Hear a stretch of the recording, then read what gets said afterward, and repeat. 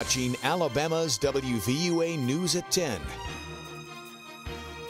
Good evening, I'm Victoria Sheehan. Thanks for joining us. Topping the news tonight, 2 women are in jail after authorities discovered a meth lab in Brookwood. More on the drug bust that led to their arrest in tonight's top story. According to Sergeant Auntie Norris with the Tuscaloosa Sheriff's Office, 40-year-old Shannon Curry Cook and 41-year-old Connie Farrell were both arrested today and charged with unlawful manufacturing of a controlled substance in the first degree and possession of drug paraphernalia.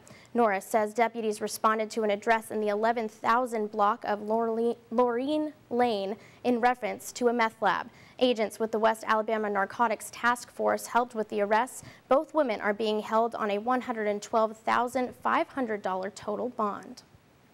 Well, just before 5:30 this evening, Tuscaloosa Fire and Rescue responded to a fire at the VA Medical Center off Loop Road. According to EMS Chief Travis Parker, the fire was in one of the patient areas on the 3rd floor of Building 138. All patients were evacuated by VA personnel.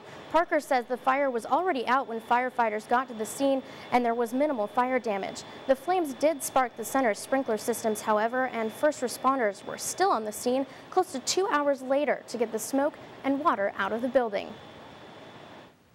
Funeral services have been made for the 9-year-old girl whose body was found hanging in a tree Thursday night in Regland, Alabama. According to her obituary, Caitlin Arnold's funeral will be held tomorrow at 2 p.m. at Hardin's Chapel Bible Methodist Church, with her burial in Hardin's Chapel Cemetery following the service. Arnold's 14-year-old half-brother is in custody for her murder. It has not been determined whether or not he will be charged as an adult. Moving on to Perry County now, where 2 spills from the Uniontown sewage treatment facility have been repaired, but regulators say they still pose danger to people downstream. The Alabama Department of Environmental Management warns that it could take up to a few weeks or a few months before the sewage in the water is completely washed downstream. State records show that there have been numerous leaks from the Perry County town's sewage plant since 2005.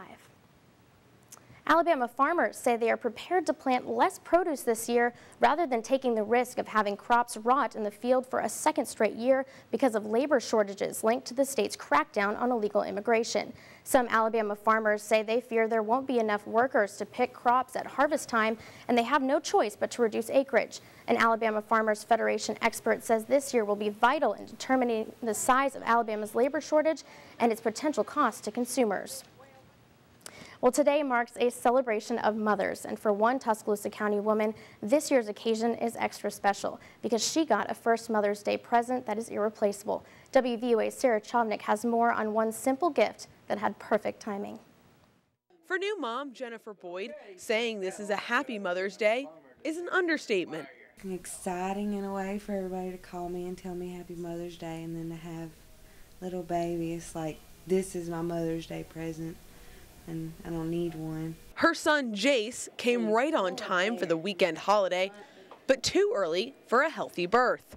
I had preeclampsia, and they had found out, I guess, about a week before he was born, and they got me up here and was doing a test, and as soon as they found out, I had to deliver him. They had me on magnesium to bring my blood pressure down, and a lot of the magnesium went into him, so when he come out, he had a lot of troubles breathing.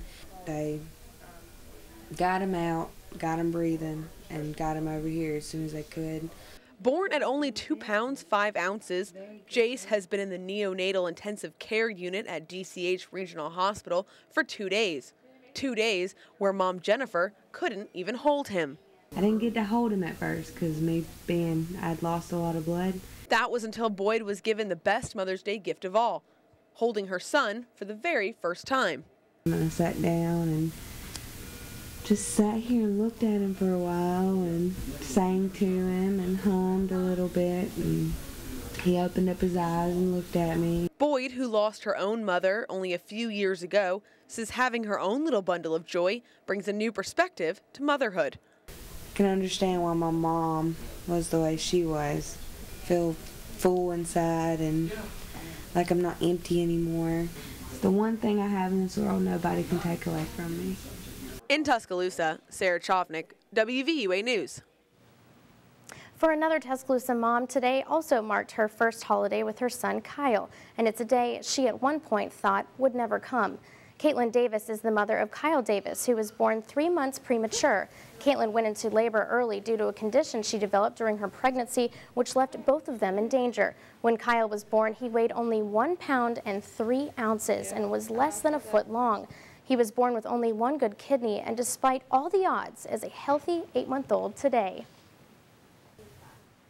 I never gave up hope on him, but it was hard knowing that I wasn't sure if he was going to make it.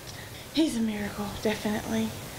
And this is definitely the best Mother's Day gift ever. I didn't want anything from anybody. I was just glad to have him with me.